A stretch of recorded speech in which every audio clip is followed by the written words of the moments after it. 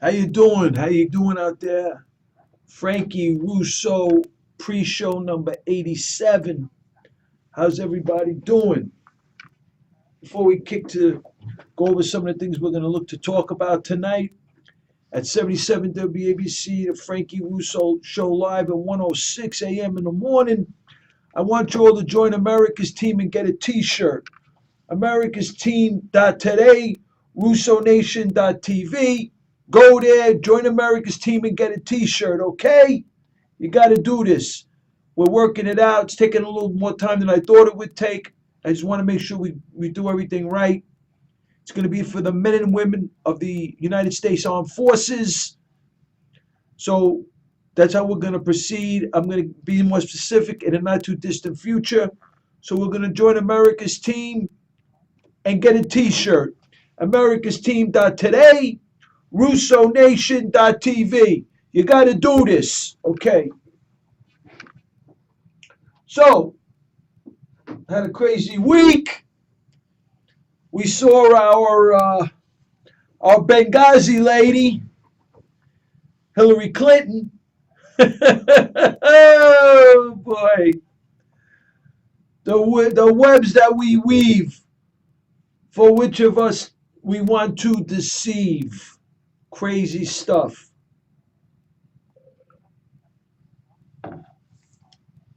So I got so much stuff that I went over the whole week. I broke down crazy stuff. So I just want to go to my whiteboard. Just for the record, I started off with this board. This is like over my 20th pre-show. And it's been over 5 months. And I started off with the 650 Fifth Avenue case, which dealt with the Iranian government streamlining through the Alevi Foundation, Asset Corporation, and Bank Melli of Iran to the 650 Fifth Avenue building. Pete Baharat, court decision. Judge Catherine Forrest rules in favor of the United States government. They seized the property. They fought for the property of the United States government. The Iranian mullahs till 2014 try to, go to the higher courts to get the property back. They lose. So this entire board, that's how it started. Now look at it. This is insane. This is absolutely insane. Look at it. I got the Blind Sheikh's Mosque. I got released 5 Iranian Quds Force leaders in Erbil, Iraq. Bergdahl trade 5 Afghan Taliban. Hamas, Palestinian Authority. Syria, Assad. Benghazi cover-up. Russia. Iranian surrogates, global terror network, Iran. And I believe the Clinton Foundation, and the Clinton Foundation and our illegal president, fraudulent selective service card, Obama. I believe this is statistically significant. This model that's taken us over 5 months to build, with many sources, unbelievable. So where do we start? We had Hillary Clinton. She was testifying this week on Benghazi. So let's start there. So I just want to give you all, I read this letter a couple of weeks ago. I'm going to read it again.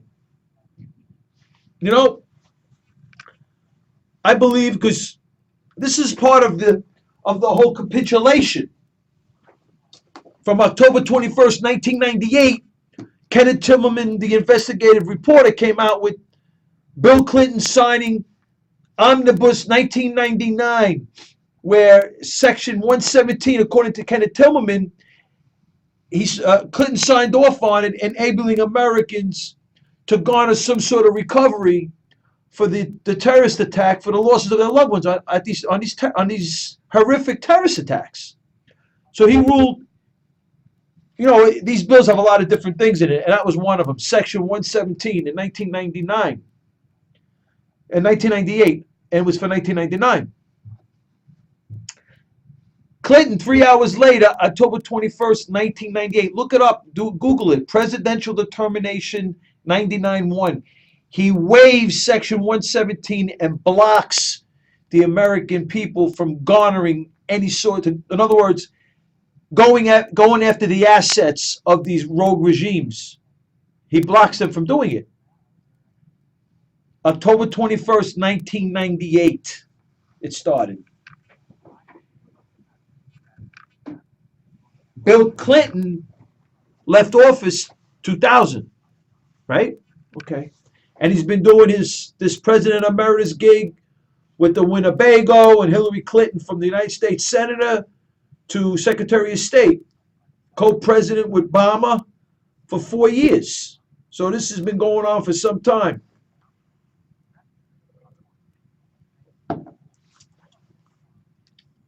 Chairman of the Committee on Foreign Affairs in the House Chairman Edward Royce from California wrote a letter to Kerry. And also Chairman Emeritus Congresswoman Ilana Ross Leaton. She's from Florida, Congresswoman from Florida. They wrote this letter to John Kerry, and it was in June of this year.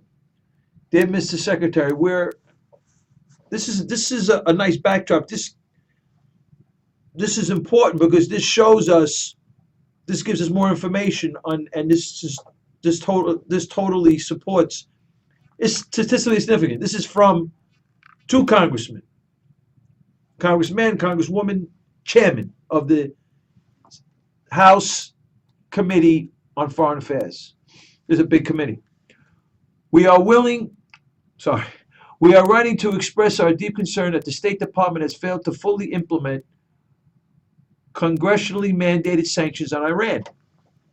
Really.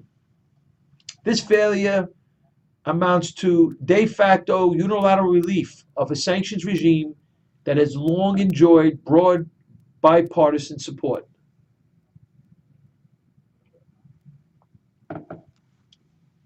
And they go on to say the Government Accountability Office, GOA, reviewed the State Department's implementation of the Iran, North Korea, Syria Non-Proliferation Act. This law, which sits at the heart of U.S. sanctions against Iran, requires the Obama administration to report to Congress on foreign entities and individuals that engage in the proliferation of weapons of mass destruction and ballistic missile goods, services, and technology to and from Iran, North Korea, and Syria. However, at a hearing the hearing happened in June of this year, at the subcommittee on Middle East and North Africa, GOA's testimony made clear that the State Department is not fully implementing the law. Specifically, the Government Accountability Office found that the State Department has not established a process that would allow it to comply with the 6-month reporting cycle required by the Iran, North Korea, Syria Non-Proliferation Act. As they form the basis for sanctioning violators of the act, these reports are crucial to implementing the Iran, North Korea, Syria Non-Proliferation Act sanctions. State Department officials described the Iran, North Korea, Syria Non-Proliferation Act sanctions as an important and flexible non-proliferation tool, T-O-L-L. Yet, instead of issuing reports to Congress every 6 months as required by law, the department attempts to report on an annual basis. Really?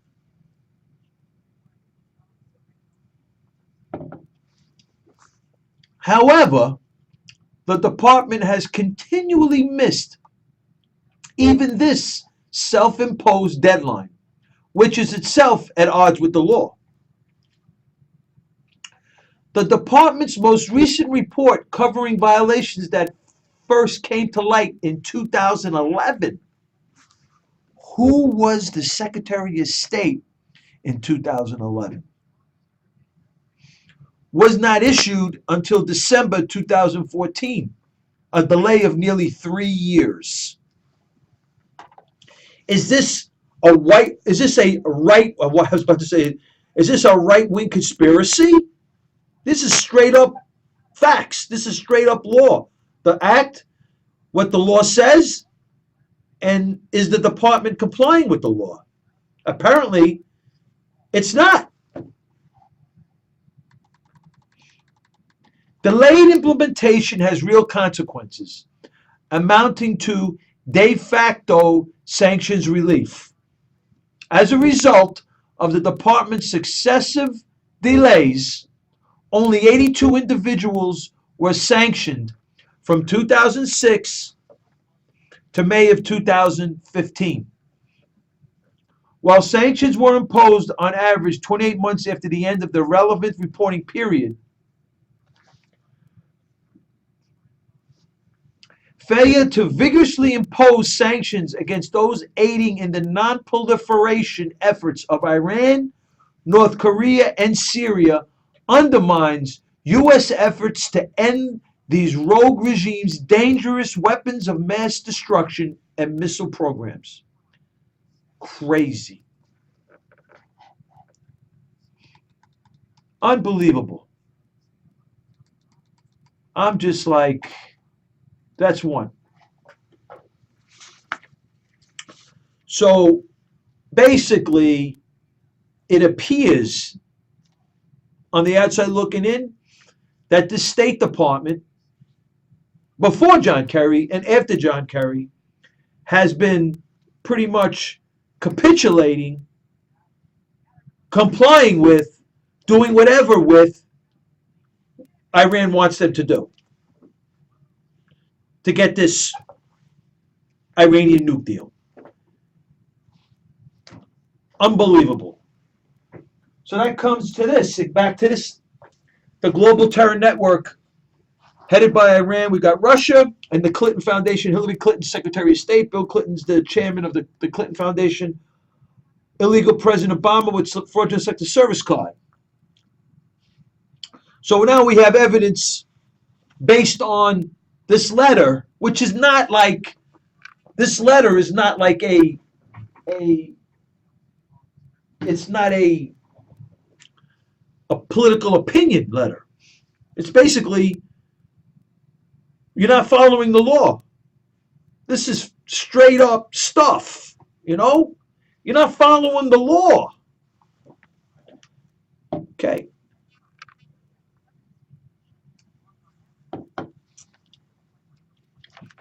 Now, I'm going to go into a little bit on the Clinton Foundation.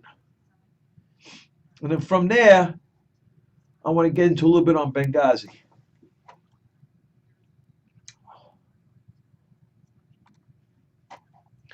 Now, with the Clinton Foundation, we found one,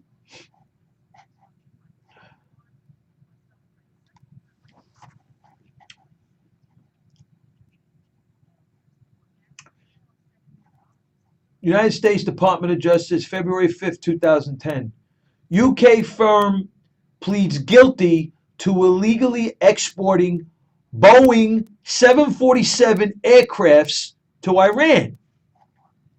Bailey Aviation Limited, a subsidiary of the UK-based Bailey Group plc, pleaded guilty in the U.S. District Court for the District of Columbia to a 2-count criminal information in connection with its illegal export of commercial Boeing 747 aircraft from the United States to Iran. Under the plea agreement, Bailey Aviation agreed to pay a $2 million criminal fine and be placed on corporate probation for 5 years. The $2 million fine, combined with a related $15 million civil settlement among Bailey Group, PLC, Bailey Aviation, the U.S. Department of Commerce's Bureau of Industry and Security, the U.S. Department of Treasury's Office of Foreign Assets Control, represents one of the largest fines for an export violation in BIS history. Under the terms of the related civil settlement, Bailey Group and Bailey Aviation Limited have agreed to pay a civil penalty of $15 million, of which $2 million will be suspended if there are no further export control violations.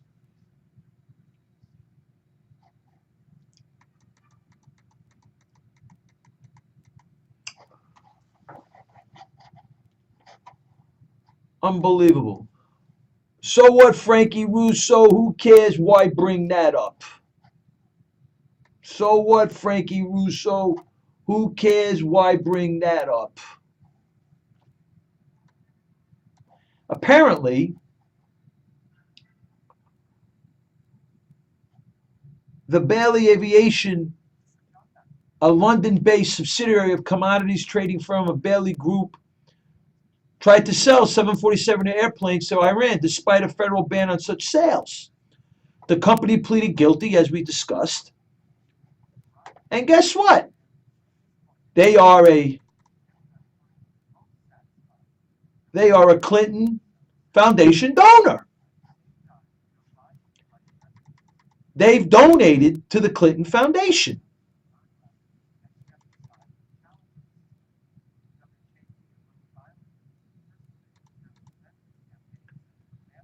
So the question is, how doesn't the Clinton Foundation not know that this Bailey Aviation company is violating the law, the laws, the sanctions, everything that this nation stands for, the laws that are defending and protecting the security of the American people against these radical Islamists, these whack jobs from Iran?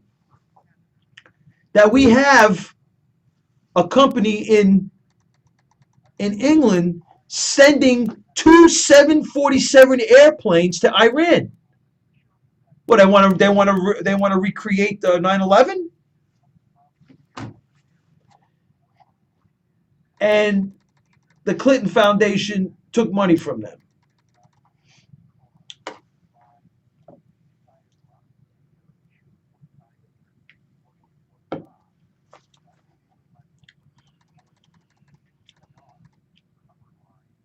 In 2011, the Treasury Department sanctioned the airline for providing financial, material, technological support to the Iranian Revolutionary Guard Corps Quds Force. This is weapons of mass destruction. They're a proliferator. The Islamic Revolutionary Guard Corps Quds Force. These are weapons. This Bailey Aviation is a proliferator of weapons of mass destruction.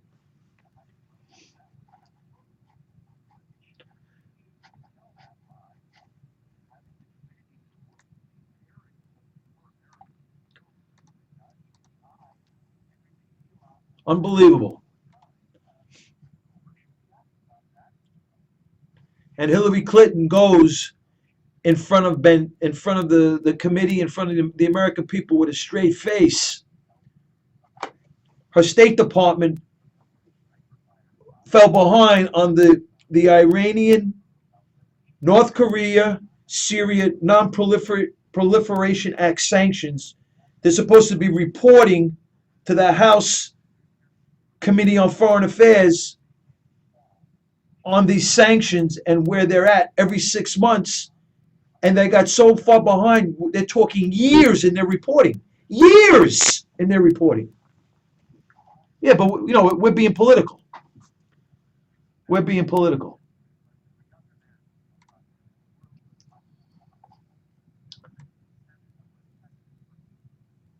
Here's another one.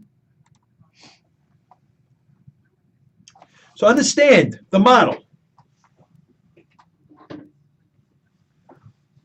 Fraudulent selected service card bomber, illegal president, an agreement with the Clinton Foundation. Right? And that's how we started with the Alevi case, the 650 Fifth Avenue case, where Alevi Foundation sent 105,000 to the Blind Cheeks Mosque. I mean, to when Alevi Foundation, which was deemed by court papers and the judge's decisions to be Iran, sent $105,000 to the Clinton Foundation. They've yet to return it. And in the same breath, the Alevi Foundation sent $1.4 million to the Blind Cheeks Mosque. They're involved in killing thousands of Americans. Thousands. Now, Clinton Foundation raised $26 million in Sweden, while Swedish government lobbied Hillary Clinton to ditch Iran sanctions. This was reported by the Daily News and other major outlets. Major outlets. Like, I'm not totally certain. I'm pretty certain there's a big Washington Times article on this. So this is like crazy stuff, you know. We have sanctions against Iran for reasons, obviously. We talk about it every week. And the Clinton Foundation and Hillary Clinton and Bill Clinton are working with other countries like Sweden to help them get around the sanctions so Iran could get fed, and so Iran could feed their weapons of mass destruction program. So we got sanctions over here in America, and then we got Bill Clinton, Hillary Clinton sitting at the Secretary of State's office, touring the world, meeting with Sweden officials to help them get around sanctions. So it's like crazy.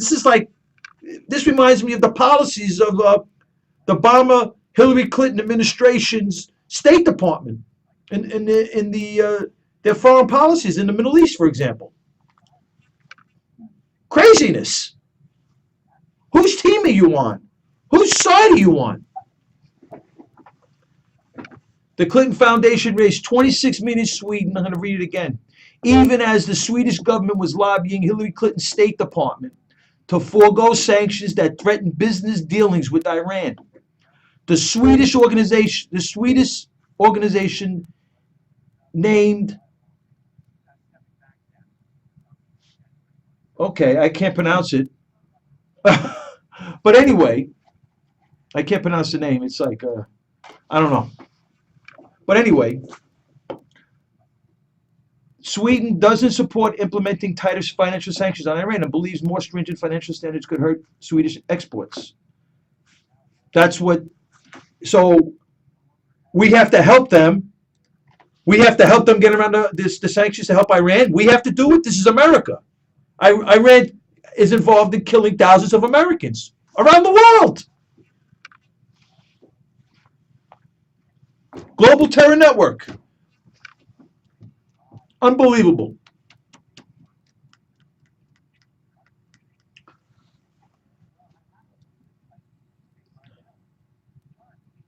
Unbelievable. 26. The Clinton Foundation raised $26 million in Sweden, even as the Swedish government was lobbying Hillary Clinton's State Department, Barack Obama, Hillary Clinton's State Department, to forego sanctions that threaten business dealings with Iran. They sit here, they run around the world, undoing anything, any protections, any laws that are supposed to be safeguarding the security interests of America and the American people. These are the people that we elect. And she sits there with a straight face. Obama sits there with a straight face, not knowing this stuff? Really?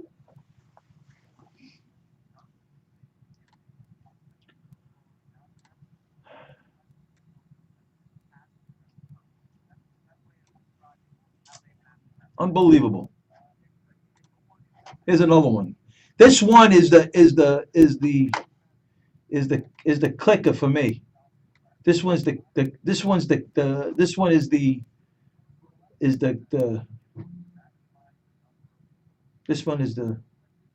mother lode of the mother lodes. This one was, this one is the mother load of the mother loads.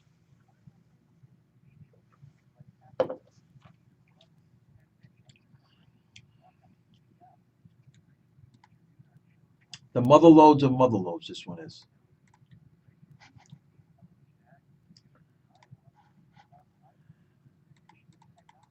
It's got to be some sort of right wing conspiracy. It's got to be.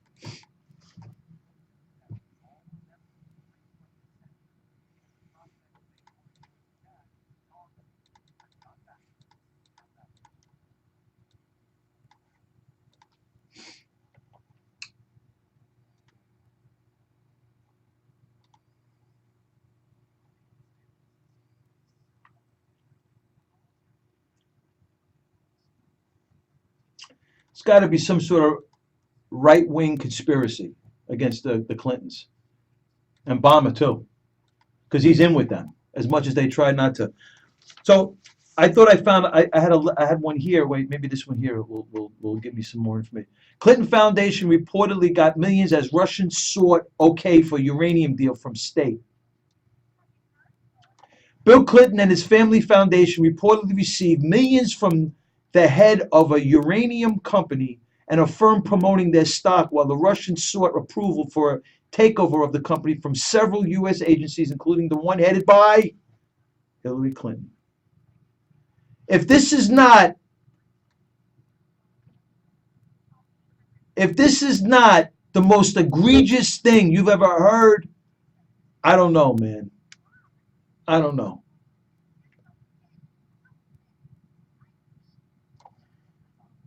The New York Times reported that despite this, Uranium One's chairman used his foundation to donate $2.3 million to the Clinton Foundation.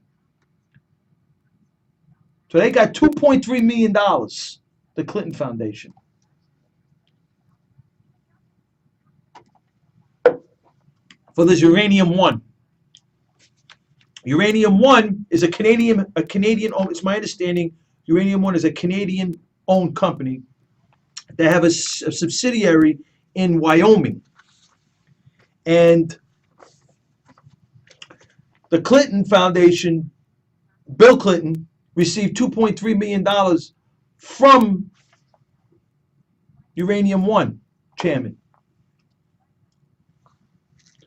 Now, here's a letter made out to, at the time, Geithner, from the United to the United. This is made out to Geithner, Timothy Geithner. At the time, he was the United States Department of the. He was the Secretary of the Department of the Treasury.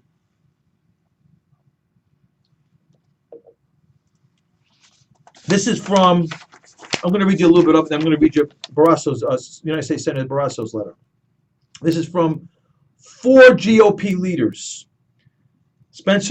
Congressman Backus, Congressman King, Congressman McEwen, and Congresswoman Ilana Ross Leaton. Okay, I hope I got that right. Okay. Dear Secretary Geithner, we're writing to express our great concerns regarding the pending sale of a uranium processing facility operated by Uranium One USA to Rosa Atom, the Russian government agency that oversees Russia's nuclear industry.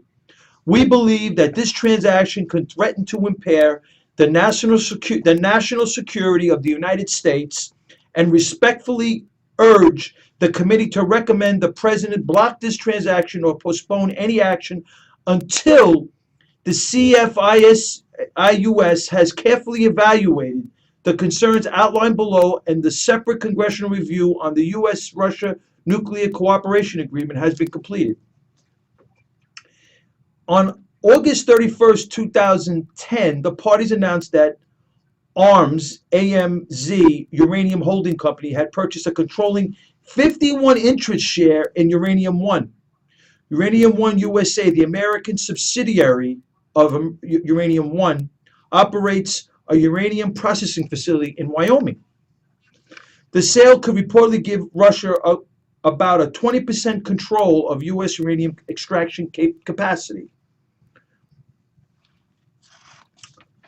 ARMS is the successor to the world's largest uranium producer built by the Soviet Union. ARMS is the primary supplier of uranium's feedstock to the Russian nuclear industry. ARMS, which is owned by Rosatom, which accounts for 1/5 of the new reactors under construction worldwide, and 17% of global nuclear fuel fabrication.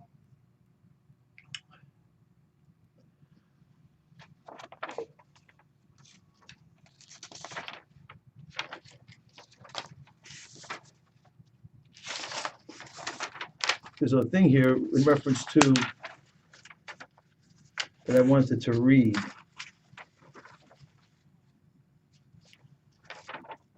Okay, so I want to get into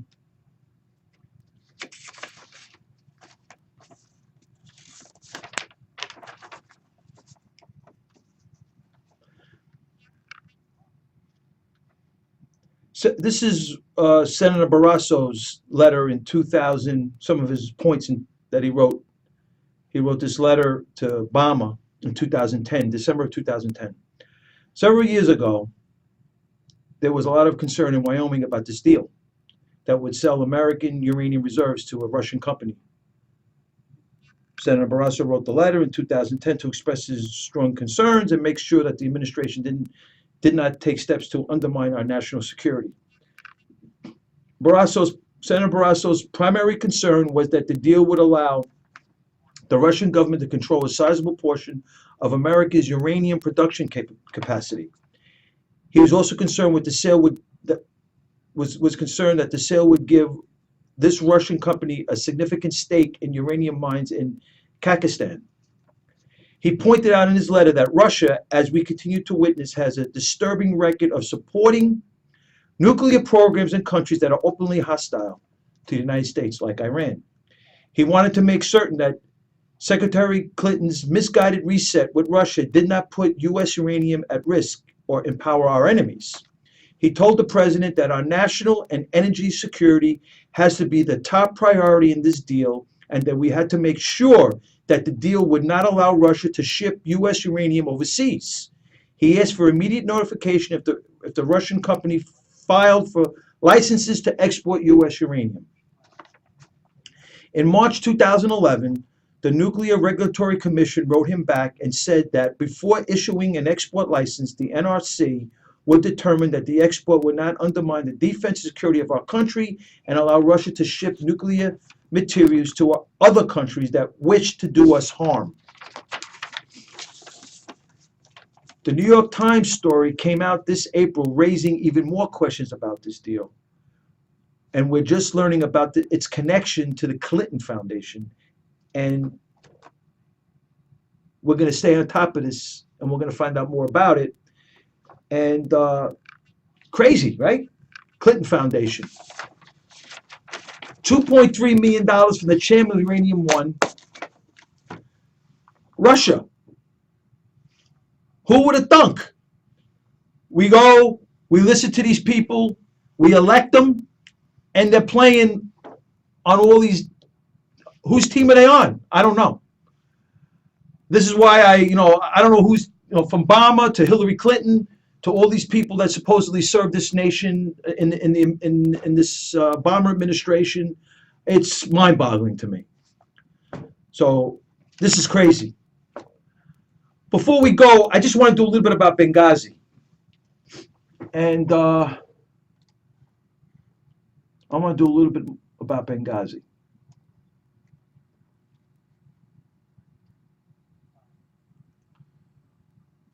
Here's another one. Here's another Clinton beauty. Big Clinton Foundation backer sold pipelines to Iran. A major Clinton Foundation donor sold pipelines to Iran during Hillary Clinton's tenure. And Newsweek has, this is according to the Washington Free Beacon, The staff, Newsweek, has seen declarations and documents from this individual, this Ukraine businessman, and shows a series of shipments from Interpipe to Iran in 2011, 2012, violations of the various sanctions that we put on this horrific regime that's killed thousands of Americans. They have a Loch Ness footprint in this global terror network. They are the leaders of the global terror network, but yet our so-called leaders capitulate to these Iranian mullahs left and right. So the truth be told on that. So I want to look at some Benghazi stuff real quickly because I found some stuff that I thought was pretty interesting. Now, I'm going to cut to the chase on this, but understand, okay? I'm going to go to the board, and we're going to get into it more next week on Benghazi. Now, understand, I'm going to go real quick. Obama, Clinton Foundation, they're connected. This is a co-presidency. The global terror network with Russia on top of it. Iran heads it. You got the Iranian surrogates. Now you got the transactions. The Blind Sheikh's Mosque, bomb is there. The release to the 5 Iranian Quds Force leaders in Erbil, Iraq, bomb is there. Bergdahl trade, bomb is there. Which goes all the way to Zainadin, Iran, the Bergdahl trade. Hamas, Palestinian Authority, Iran is there. And the Syrian Assad bomb is there. Now, Benghazi. Unbelievable. Benghazi. Now, just to cut to the chase, Benghazi. It's not a video. They tried, first of all, they had 10 days. We spoke about this. They had 10 days ahead of time. Why is Benghazi so important? It's a cover-up. It's a bad cover-up in many ways. It's not a video. They tried to hook up 2 videos on this thing. No, not a video. And they couldn't get around it, and they say it's Al-Qaeda. Right? Okay. According to Thomas Jocelyn, this is not even bringing in, I'm not even going to bring in the Kenneth Tillerman data, Dark Forces, the truth about Benghazi, because his data, which is quite prolific, puts the whole model that I've been constructing for the last 5 months over the top. And I'm waiting for the book. I've read many articles on the Kenneth Tillerman data, and I'm going to bring it in, but I'm going to really bring it in when I get the book. The United States Treasury Department announced today that it has amended its terrorist designations of Al-Qaeda in the Arabian Peninsula to include the new alias Ansur al-Sharia. It was established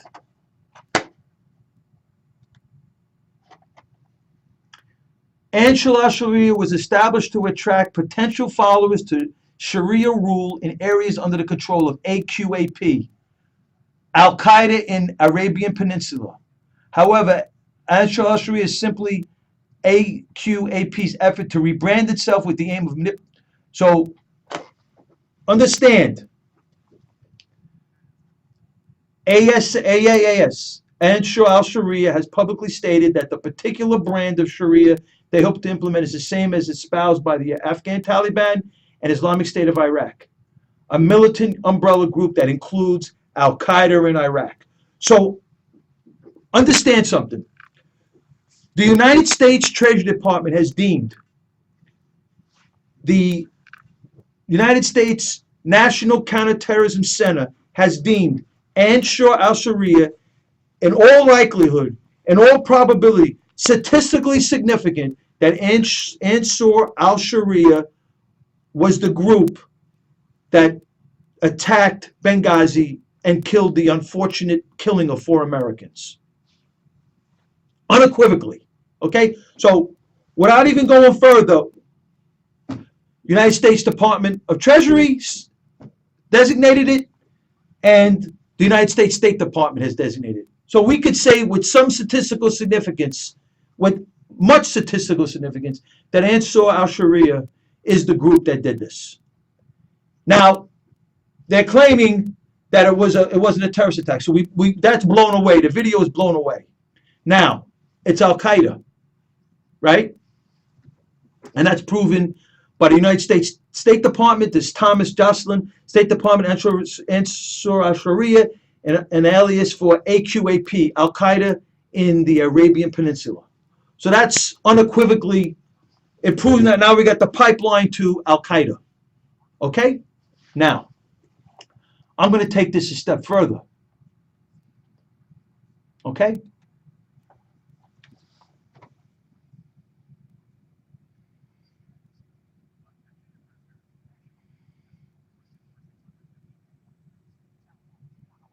Now,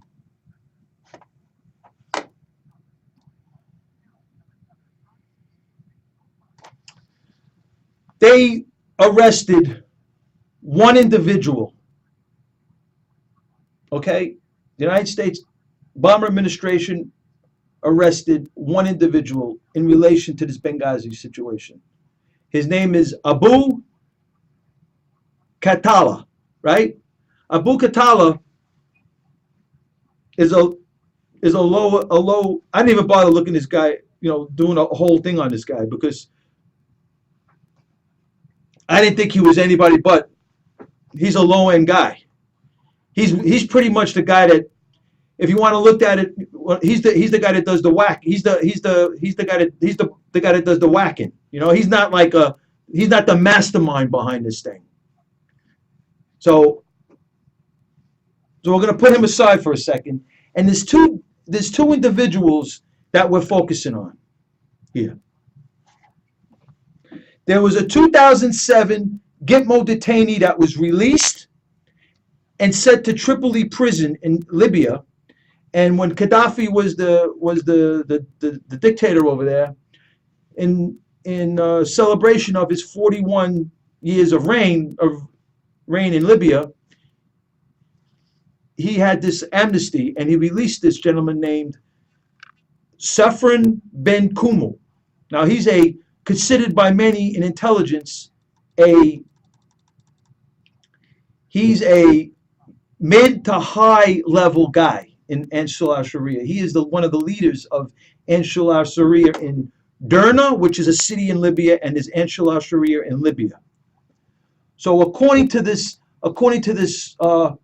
front page magazine and other publications, this is by Ryan Mauro, Mauro. I just want to be, upfront with the sources. I've read this in numerous publications that this Safran bin Kumu, who's part of this group, Ansar al-Sharia in Libya, Ansar al-Sharia in Derna, was once a truck driver for a company owned by Osama bin Laden. He was captured in Pakistan and spent 6 years in Gitmo. Okay, his Al-Qaeda links are solid, and they go way back. Okay, but he's not the guy that ties this whole thing together. Without even going into what Kenneth Tillman came up with, we're on the outside looking in. Kenneth Tillman went over to the Middle East and garnered all this intelligence information. And he came up with something that's pretty prolific. I'm showing you, without even going there, how far we can go with this. So now we've established pretty much that this is an Al-Qaeda front, Al-Qaeda affiliated group, but it's deeper than that. There's another individual that was involved in this with Ansar al-Sharia. I'm going to finish up in 5 minutes.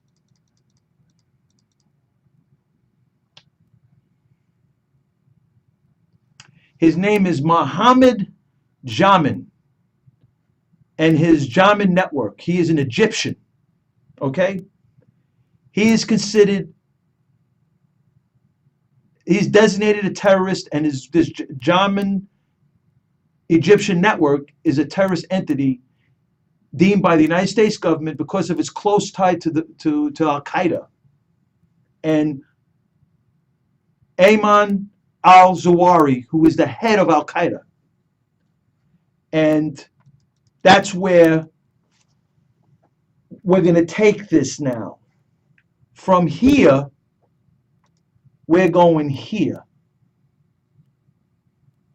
We're going here now. This is Thomas Jocelyn. He's the senior editor of the Weekly Standard, and he has this other. He's the senior editor of the Long Journal, the Long War Journal. Very interesting situation.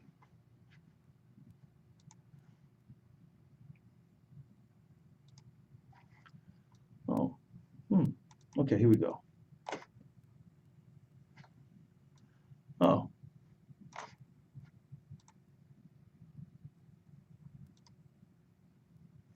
All right. I can't find that thing. All right, I'll go here then. Okay, I'll go here.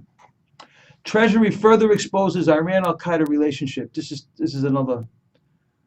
The U.S. Department announced today that it has designated Adel Radi Sakura, who is a member of an Al-Qaeda network operating in Iran, led by Iranian-based Al-Qaeda facilitator Mushin al-Fadali. Mushin al-Fadali, he died just recently, July 2015.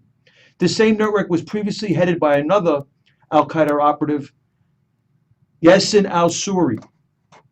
And al-Fadali took over the Al-Qaeda's Iranian-based network in late 2011. This was before Benghazi. And he has direct ties to the Jamal network, according to the article. The article just disappeared on me, but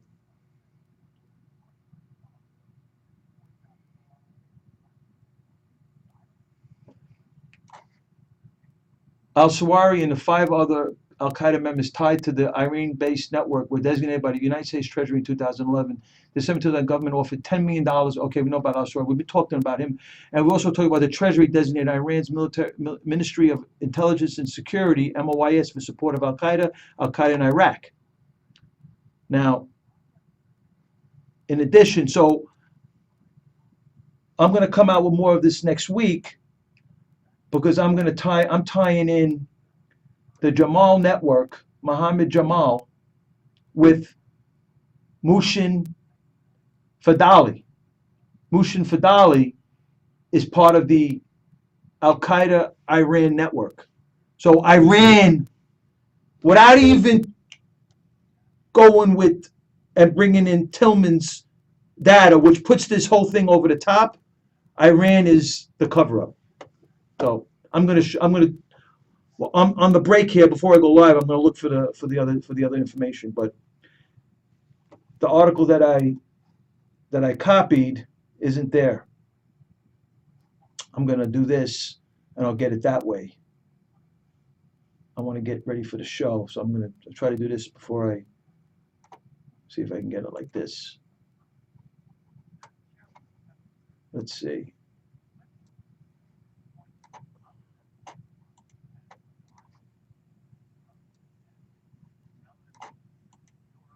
Copy. Just copy and paste it here. Let's see if we can come up with it before I close out here. That'd be great. Okay, here we go. Okay, we got it. Former head of Al-Qaeda's network, and so this guy was operating. This Mushin Fadali was operating in Syria. So he is the head, one of the heads anyway, of the leader of Al-Qaeda's network inside of Iran. Remember Yassin al-Suri? We tied him in with the 5 Afghan Taliban, with the Omar Mullah. And the Qatari national Al Nomani, he gave him hundreds of thousands of dollars. So the tie into Iran. Now over here,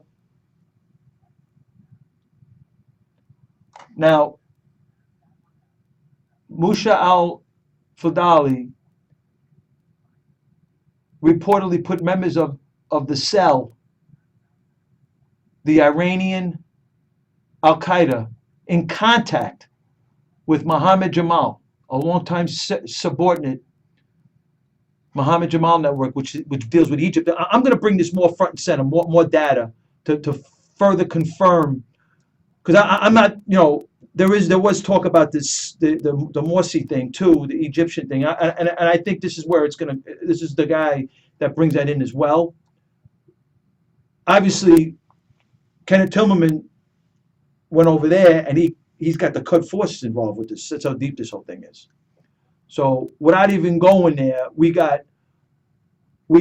Mohammed Jamal and the Jamal Egyptian network directly linked to, with some statistical significance, not totally. I'll get more data next week, to this Mushin al-Fadali, who died July 2015. But that's just to tie this whole thing together. It's beyond Al-Qaeda. This is Iran, and that's what the cover-up is. This is the Frankie Russo Show. I'm going to see you all in about a half hour. AmericasTeam.today, RussoNation.tv. You got to join and get a T-shirt. This is the Frankie Russo pre-show. Yeah, yeah, yeah. I'll see you all in a half hour. Let me get ready.